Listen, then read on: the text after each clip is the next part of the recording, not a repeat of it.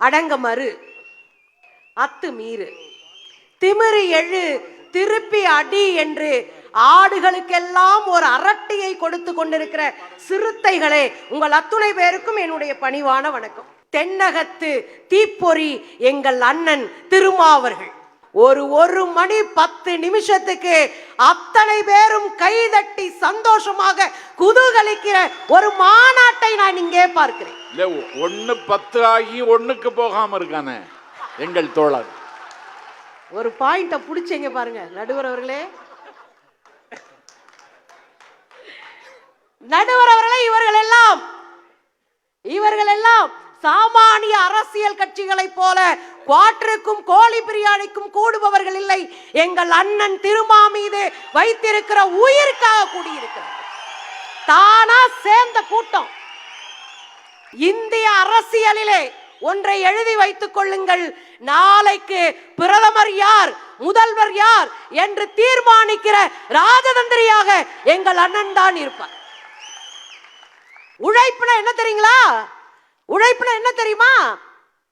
தன்னுடைய உடலை வருத்தி, தன்னுடைய அத்தனையும் இழந்து, தன்னுடைய இனத்திற்காக, தன்னுடைய மக்களுக்காக, அதன் விடுதலைக்காக களத்திலே நிற்பவர்கள் தான் தலைவர்கள் என்றால் எங்கள் ஒற்றை தலைவன் எங்கள் அண்ணன் திருமாவர்கள்.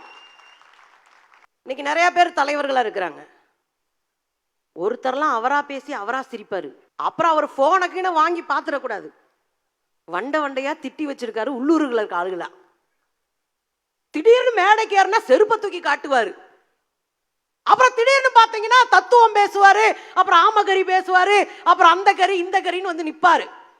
தற்கூரிகளை பலரும் தலைவர்களாக இருந்து கொண்டு உருவாக்கும் போது தலைவர்களை உருவாக்குகிற தலைவனாக எங்கள் அண்ணன் திருமா இருக்கிறார்.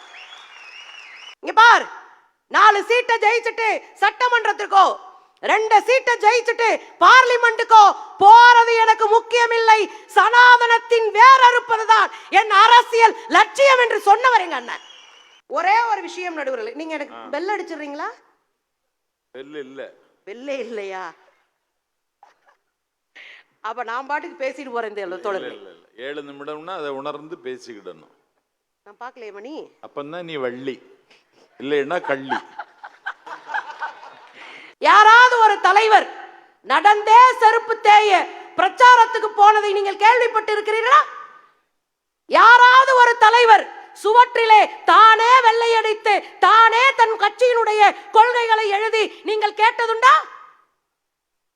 ஏதாவது ஒரு கட்சியின் தலைவன் ஒரு லாரியை பிடித்து ஓடி வந்து வீட்டிற்கும் நாட்டுக்குமாக சேவை செய்ததை கேள்விப்பட்டு இருக்கிறீர்கள்? யாராவது ஒரு தலைவன் வீட்டு வாடகை கொடுக்க முடியவில்லை, வீட்டுக்காரன் பூட்டி விட்டு போனான், வெளியே காத்திருந்த ஒரு தலைவனை, மக்கள் தலைவனை நீங்கள் பார்த்ததுண்டா? இது அத்தனையும் செய்தவர் எங்கள் அண்ணன் திருமா. அதனால்தான் இந்தியாவின் அரசியலை திருப்பி போடுகிற திருமாவாக இருக்கிறார்.